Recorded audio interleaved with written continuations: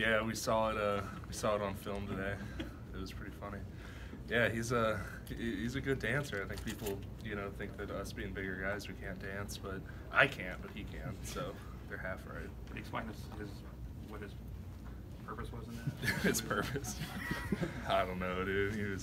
I think there's a word for it that I wouldn't be able to say and sound good saying it. So. Is it easier for you guys to stay focused this time of year? You guys get close to your goal and there's no classes? Yeah, so I know a lot of guys, including myself, are graduating tomorrow, so we're going to be, not have academics on our mind. And, it's kind of, I called it day camp. It's like Camp Junior, because all we have to do is focus on football. So, I think that it definitely helps, just being able to put all your attention into it because you don't have tests coming up, you don't have exams, you don't have class, things like that. So definitely helps to, put 100% of your focus on football. You brought that up. What's that mean to you to kind of less than 3 years really, if you really think about it, graduate and marketing degree? I mean, kind of just your thoughts going into tomorrow.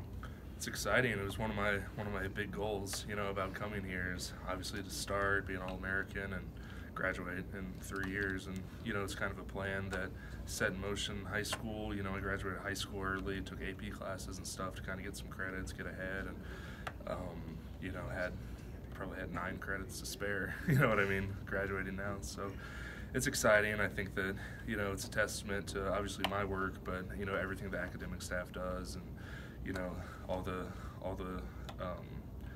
kind of the ways that, we kind of get a leg up because we get registration priorities. So that's a big plus. And being able to take 15 hours every semester, then obviously in marketing and business, that's kind of where I want to be. So I'm excited about it. And there's 3 in your class that came in, you, Miller, and Jalen, obviously. That group, talk about that work you had to put in for the 3 of them. Yeah, we're excited about it. We took a picture together today because we were like, it feels like yesterday that we came in and, obviously had 0 credit, 0 games started, 0 any of that.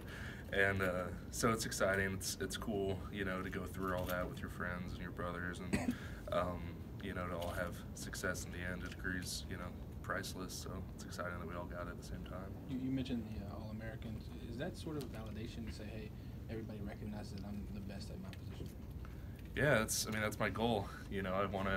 There's not much I can do other than be the best left tackle in the country. That's my position. I can't be the best quarterback in the country. I can't be the best whatever in the country. So, it's great recognition. I'm honored to be recognized like that. And, when you look at all the unanimous All-Americans at Alabama, it's all the guys that I've always looked up to. And, they just have this incredible legacy here. So I'm really honored to, have my name on that list. Is there any special part knowing that you're a consensus All-American? Is that rough? Unanimous. Are you okay? Yeah, it's a difference. I just learned what the difference was. I think Alex told me what the difference was a few weeks ago. So yeah. So no, it's definitely a big honor. Because that means that both coaches and writers and everyone who votes recognize it, and so it's huge. Do you have a favorite old-time All-American here, offensive lineman from back in the day?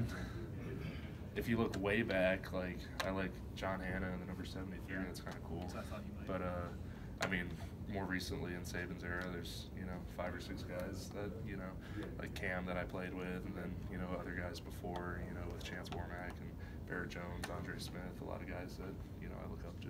What's your reaction to the Heisman ceremony, Kyra winning it? We don't vote on it. People who vote on it, they voted for him to win, so I can't really have an opinion about it. Obviously, you want your teammates to be successful. You want your teammates to win awards. But I think that he'd tell you, and we'd all tell you, that the award that we care about the most is in January with the national championship. So that's kind of where our mindset is. How much have you seen this Oklahoma defense? Have you gotten to watch any of them? Watched a couple of games, and they're a really good group. I think there's kind of a narrative that they're not, and I think it's a product of the stats that people put up in the Big 12, the way that they play their offense. It's like the offense that I played in high school. You know what I mean? We're putting 60, 70 points on everyone, and it doesn't necessarily mean they're bad defenses. It's just kind of how that offense works. So I think they have talented guys. They're going to pose a lot of challenges. They fly around. They've made plays in big games. I was watching the West Virginia game, and that was a back and forth game, and they had a strip sack, fumble recovery for a touchdown. You know what I mean? And when you're in one of those games where you have to keep scoring to stay up with each other, if they A, stop you, and then B, get points off of it. That's a 14-point spread that they just created. So, you know, I think that it's a really good group, and luckily we have a long time to prepare for them. So that's what we're starting now. Today was obviously the first day back to practice. I guess what was after a 2-week layoff? I mean, you were busy. Several other guys were busy during that time. But what did that feel like to get back out there? It was good. I mean, we've been working out and running and stuff like that. We haven't just been sitting around. But it was good to be back out there. You know, it's like Camp Junior for us.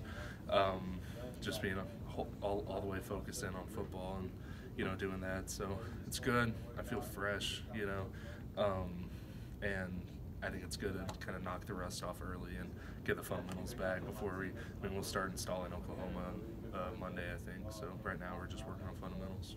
They're the number 1 scoring offense. You guys are number 2 scoring offense. Is that something you expect to shoot out, or how do you even look at that?